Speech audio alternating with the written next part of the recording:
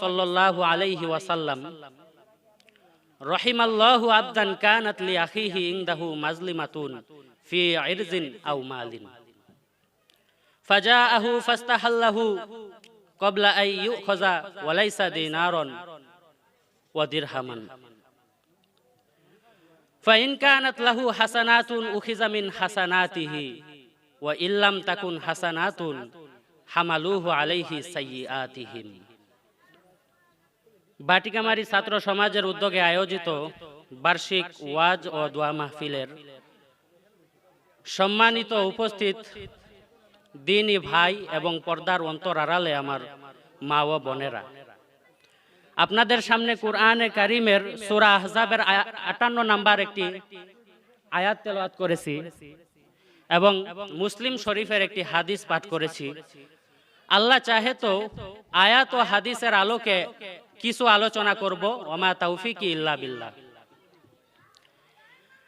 আল্লাহ তাআলা বলতেছেন, ওয়াল্লাযীনা ইউযুনাল মুমিনিনা ওয়াল মুমিনাত বিগাইরি মাকতাসাবু ফাকাদ ইহতামালু বুহতানা ওয়া ইসমাম মুবিনা। যারা বিনা অপরাধে কোনো মুমিন পুরুষ এবং কোনো মুমিন মহিলাদেরকে কষ্ট দেয়, তারা মিথ্যা অপবাদ এবং পাপের বোঝা বহন করে। নবী করিম সাল্লাল্লাহু আলাইহি ওয়াসাল্লাম বলেন, রহিমাল্লাহু আবদান কানাত লি আখিহি ইনদাহু মাজলিমাতুন ফি ইরজিন আও মালিন। আল্লাহ তাআলা ওই বান্দার উপর রহম করুন যিনি তার কোনো ভাইয়ের সম্মান এবং ধন সম্পদের ব্যাপারে জুলুম করেছে, অর্থাৎ তাদের হক নষ্ট করেছে। এখানে ভাই বলতে নিজের ভাই শুধু বলে নাই, সমস্ত মানুষদেরকে এখানে বলা উদ্দেশ্য। নবীজি পরের অংশে বলতেছেন, ফাজাআহু ফাস্তাহাল্লাহু ক্বাবলা আন ইউখাযা। সে যেন তাকে যেন পাকড়াও করার আগেই তার এই হক নষ্ট করেছে যে এই ব্যাপারে সে মিটিয়ে নেই, অর্থাৎ যেই ব্যক্তির হক নষ্ট করেছে, যেই ব্যক্তির উপর জুলুম করেছে, সেই ব্যক্তির থেকে যেন সে ক্ষমা চেয়ে নেই, অথবা যেই ব্যাপারে হক নষ্ট করেছে সেই ব্যাপারে মিটিয়ে নেই। ওয়ালাইসা সাম্মা দিনারুন ওয়ালা দিরহামুন। কেননা কিয়ামতের দিন ধন সম্পদ টাকা পয়সার কোনো কাজে আসবে না।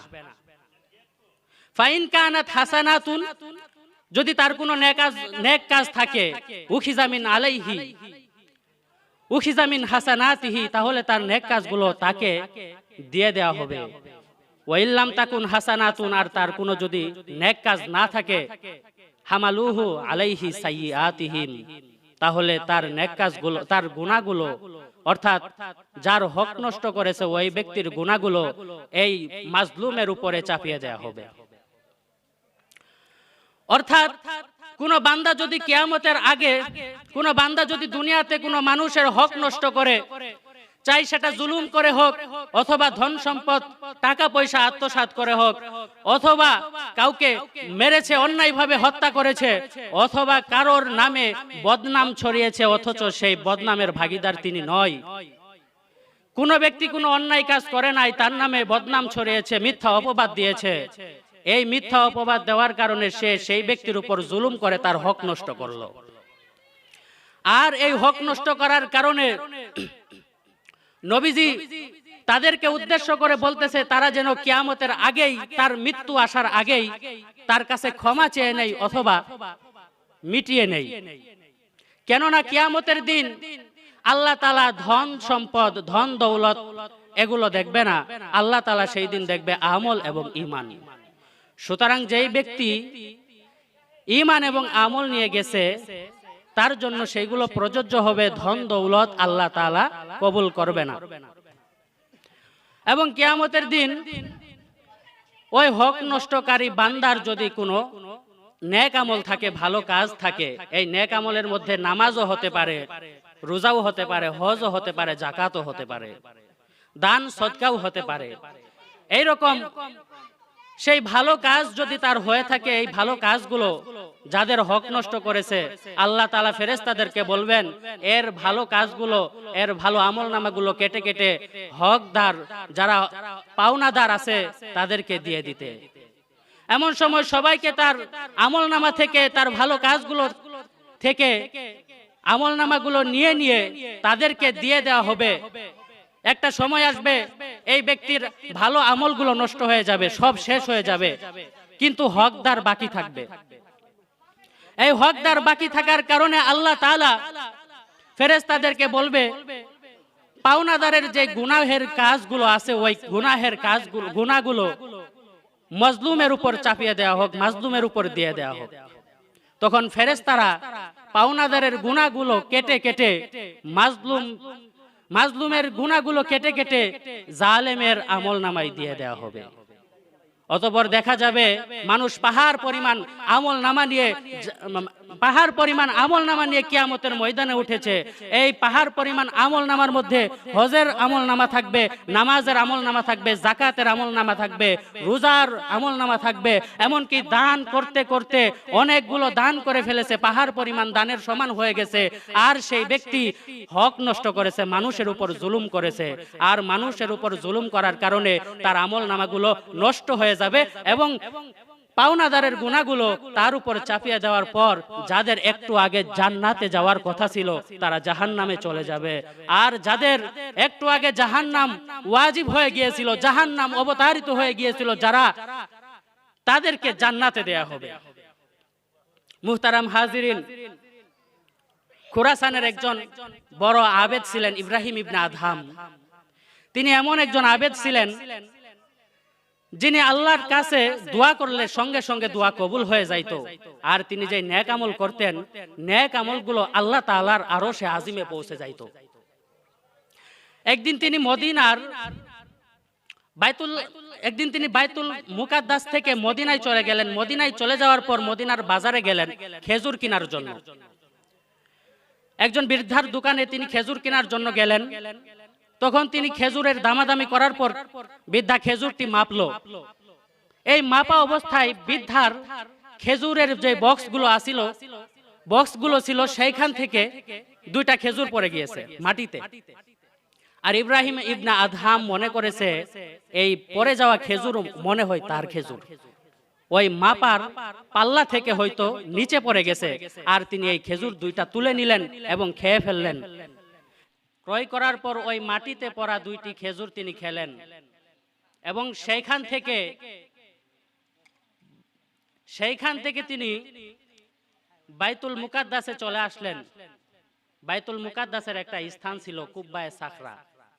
সেখানে দিনের বেলা মানুষেরা যাওয়ার অনুমতি ছিল মানুষদের দিনের বেলা। সেখানে গিয়ে আল্লাহ তাআলার ইবাদত করত এবং আসরের পরই মানুষেরা চলে আসতো এবং সেখানে আসরের পর থেকে রাত্রে বেলা ফেরেশতারা আসতো। তো তিনি ইব্রাহিম ইবনে আদহাম 1 বছর হয়ে গেছে তিনি আমল করে কোনো মজা পায় না, শান্তি পায় না। 1 বছরে তিনি আমল করে কোনো মজা পায় না, শান্তি পায় না। তিনি দোয়া করলে কোনো দোয়া কবুল হয় না, তার দোয়া আগের মতো কবুল করা হয় না। এইবার তিনি কুব্বায়ে সাখরায় আত্মগোপন করে রইলেন। রাত্রের বেলা যখন ফেরেশতারা চলে আসলো, ফেরেশতারা একে অপরকে বলাবলি করতে লাগলো। ওইখানে একজন মানুষ দেখা যায়, তিনি কে? আর একজন ফেরেশতা বলতেছে ইনি হলেন খুরাসানের একজন আবেদ, যার নাম হচ্ছে ইব্রাহিম ইবনে আদহাম। আর একজন ফেরেশতা বলতেছে ইব্রাহিম ইবনে আদহাম তিনি আগে ইবাদত করলে আল্লাহ তাআলার আরশে আজিমে পৌঁছে যাইতো, আর দোয়া করলে সাথে সাথে কবুল হয়ে যাইতো। 1 বছর হয়ে গেল তার ইবাদত কবুল করা হয় না, আর তিনি দোয়া করলে দোয়াও কবুল করা হয় না। আরেকজন ফেরেশতা বলতেছে 1 বছর পূর্বে তিনি মদিনার একটি খেজুর দোকান থেকে একজন বৃদ্ধ লোকের কাছ থেকে খেজুর ক্রয় করেছিল।